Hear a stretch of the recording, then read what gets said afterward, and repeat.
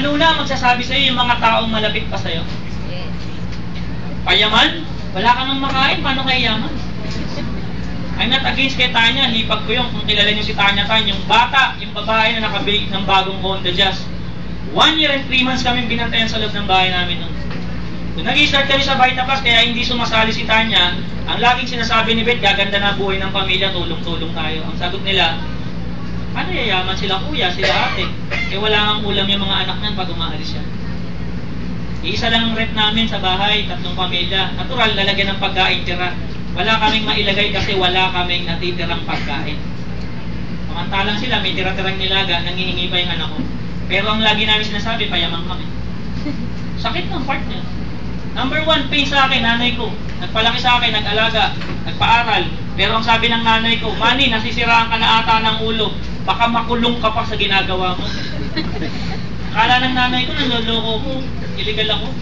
Sakit, di ba? Kaya sabi nga natin, sa pelikula ng isang istorya ng mapapanood mo, wala namang binang hindi binibubog sa una eh. Kaya ako nagpabugbog lang ako eh. O after few months, earning 20-30,000, nakabili ko ng second na ng kotse. Yun yung pinakamasarap dito eh. Mahirap to.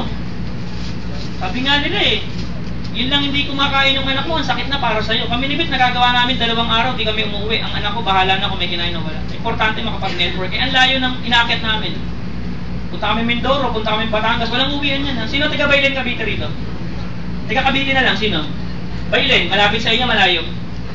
Malayo. Isa mga bandang dulo yan, Marugundo, Ternate. Malayo. Yan ang mga tinatrabaho namin dati. Nalagpasan ko nga lang yung Bacoor, yung mga 13 Martires. Nalagpasan ko lang yun. Ay, pakay na lang. Dati wala kaming pakialam ni Beth sa oras tsaka sa layo. Hindi namin tinitignan yung layo o oras. Ang importante may makausap kaming tao.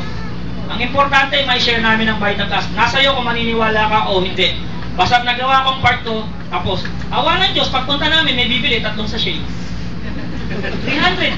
Yun lang partner. Sa maniwala ka sa hindi, may panggasolina lang yung grupo namin, okay na yun. Sa awa ng mga tao kinakausap namin, doon na kami pinakakain. Nasubukan namin nila paring po, nagtotok kami. Dahil kailangan ulit bumalik kami ng kinabukasan, may itotok. Sa karsada na lang kami natutulog. Wala nang liguan.